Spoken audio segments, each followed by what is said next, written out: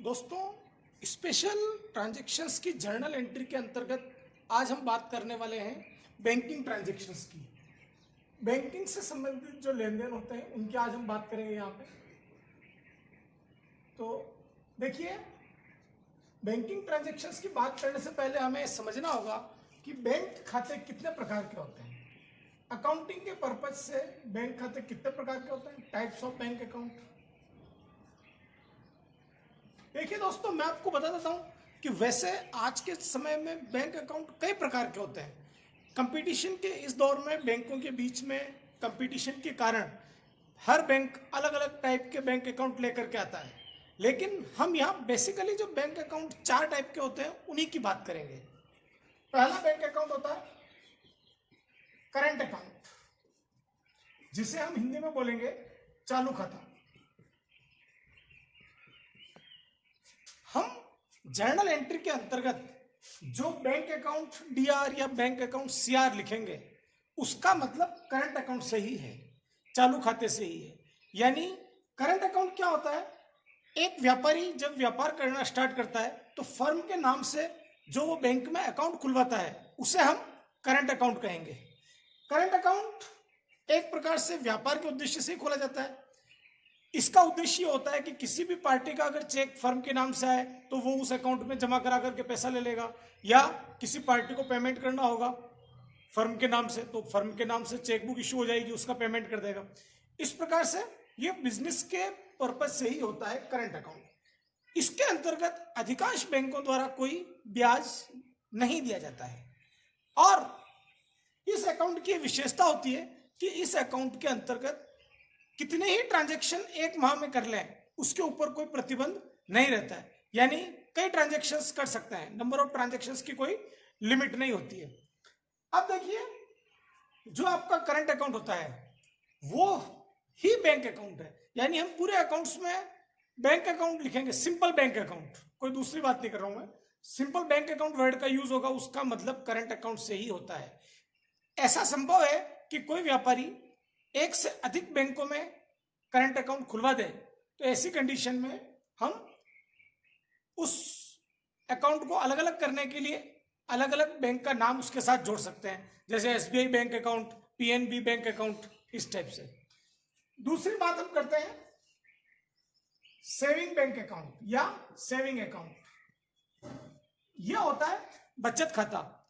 जो बिजनेसमैन नहीं है उसके लिए या गृहिणियों के लिए यूं कह दें, जो बचत राशि वो छोटी छोटी राशि की बचत करती है उसको जमा कराने का जो अकाउंट होता है वो सेविंग अकाउंट या बचत खाता कहलाता है। बचत खाता एक सामान्य खाता होता है जो अधिकतर व्यक्तियों के काम का होता है।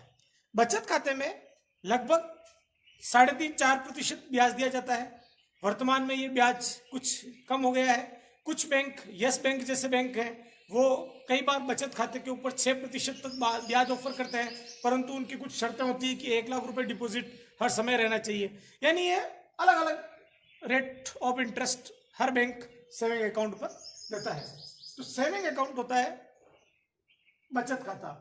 करंट अकाउंट और सेविंग अकाउंट में मेन डिफरेंस ये है कि सेविंग अकाउंट में नंबर ऑफ ट्रांजेक्शन्स लिमिटेड होते हैं। यानी कितने ट्रांजेक्शन्स एक महीने में बैंक अलाउ करता है इसकी संख्या फिक्स होती है, जबकि करंट अकाउंट में ऐसा नहीं होता है। इस प्रकार से हमने दूसरे खाते की बात की, बचत खाते की, जो कि बचत को प्रेरित करने के उद्देश्य से होता है। साधारणतया व्यवसाय में इस खाते का रोल नहीं होता है। तीसरी हम बात करते हैं RD account. RD account, RD account का फुल फॉर्म होता है recurring deposit account. Recurring deposit account, Hindi में इसको बोलेंगे आवर्ती जमा खाता। यानी आवर्ती जमा खाता जो होता है, आवर्ती का मतलब होता है किसी चीज को बार बार करना। यानी एक निश्चित समय के अंतराल पर जब कोई बिजनेसमैन बार बार पैसा जमा करवाता है या कोई व्यक्ति खाते में बार बार पैसा जमा करवाता है, जैसे हर महीने 2000 रुपए खाते में जमा करवाना, ये आरडी अकाउंट कहलाएगा। आजकल ऑटो डेबिट की फैसिलिटी है। इसका मतलब है कि आपके अगर सेविंग अकाउंट है तो उसकी एक निश्चित तिथि के दिन उस अकाउंट में से राशि कट करके, यानी उसमें से माइनस होकर के एक अलग खाते में जुड़ जाती है आरडी अकाउंट में। जैसे हमने निर्धारित कर रखा है, मान लीजिए कि हर महीने की 7 तारीख को 2000 रुपए की आरडी हो जाए, तो इसके लिए आपको बैंक में नहीं जाना पड़ेगा और हर महीने की 7 तारीख होते ही आपके खाते से 2000 रुपए कट जाएंगे सेविंग अकाउंट से और वो आरडी अकाउंट में जमा हो जाएंगे। आरडी है ना, रिकरिंग डिपॉजिट, इसका उद्देश्य भी बचत ही होता है, लेकिन ये अकाउंट सैलरीड पर्सन के लिए उपयुक्त होता है क्योंकि उनकी आय हर महीने की निश्चित होती है। इसलिए जो वेतनभोगी व्यक्ति है उसके लिए आरडी अकाउंट उपयुक्त होता है। इसके ऊपर ब्याज सेविंग अकाउंट की तुलना में कुछ अधिक होता है और एफडी की तुलना में कुछ कम होता है, या कभी कभी एफडी के बराबर भी हो सकता है। ये ब्याज की दरें हर बैंक अपने अपने हिसाब से निर्धारित करता है। आरडी अकाउंट के ऊपर ब्याज की जो दर होती है वो वरिष्ठ नागरिक यानी 65 वर्ष से अधिक आयु के व्यक्तियों के लिए % अधिक होता है। आरडी के ऊपर इंटरेस्ट की कैलकुलेशन जनरली क्वार्टरली की जाती है। चौथा अकाउंट होता है एफडी अकाउंट। एफडी अकाउंट का फुल फॉर्म होता है fixed deposit account. Fixed deposit account Hindi में इसे बोला जाता है स्थायी जमा खाता। स्थायी जमा खाता, इसको हम टर्म डिपॉजिट या टाइम डिपॉजिट भी कहते हैं। टर्म डिपॉजिट, टाइम डिपॉजिट और एफडी अकाउंट तीनों एक ही चीज के नाम है, ये ध्यान रखिए। तो एफडी अकाउंट जो होता है आपका, उसका पर्पज ये होता है कि जब हमारे कोई दीर्घकालिक उद्देश्य होता है कि भाई हमारे पास एक्सिस पैसा है और हमें उसको बैंक में 2 साल 3 साल 4 साल 5 साल तक कोई काम नहीं है और वो पैसा हमें ब्याज के रूप में रिटर्न देवे, यानी हम इन्वेस्टमेंट करना चाहते हैं, तो हमें क्या करना पड़ेगा, एफडी खुलवानी पड़ेगी, यानी फिक्स डिपॉजिट करवाना पड़ेगा। एफडी अकाउंट बोलेंगे उसको। एफडी अकाउंट के ऊपर सबसे अधिक ब्याज दिया जाता है, आरडी से भी ज्यादा। और जिस तरह से आरडी अकाउंट के ऊपर सीनियर सिटीजन को % ज्यादा ब्याज दिया जाता है, उसी प्रकार से एफडी के ऊपर भी % ज्यादा ब्याज दिया जाता है।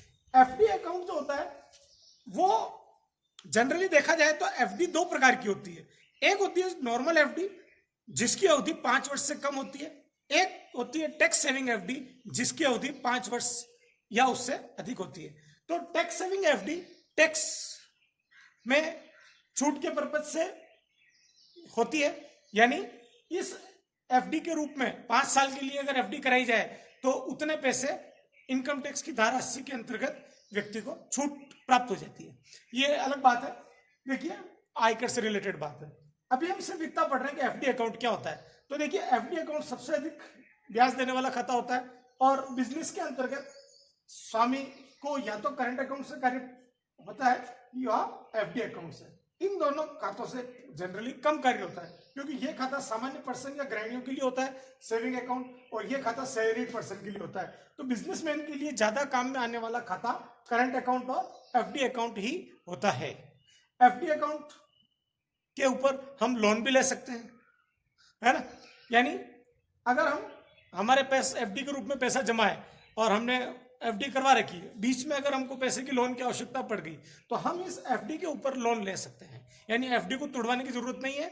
एफडी जितने हैं उसका 80 या 90% जो भी बैंक का रूल है उतने पैसे का हम बैंक से लोन ले सकते हैं और उस लोन के ऊपर बैंक हमें एफडी की जो ब्याज दर होती है उससे 1% लगभग 1% अधिक ब्याज दर पे हमें लोन देता है। ये हमने देखे टाइप्स ऑफ बैंक अकाउंट। मैंने आपको पहले ही बताया कि ये बैंक अकाउंट अपने आप में कंप्लीट नहीं है, कई और खाते होते हैं जैसे फ्लेक्सी बैंक अकाउंट, प्रधानमंत्री जनधन खाता, कई प्रकार के खाते होते हैं आजकल, है ना। लेकिन ज्यादा पॉपुलर और अकाउंटेंसी के पर्पज से कक्षा 11th के लेवल पे हम इन 4 अकाउंट का ही अध्ययन कर रहे हैं।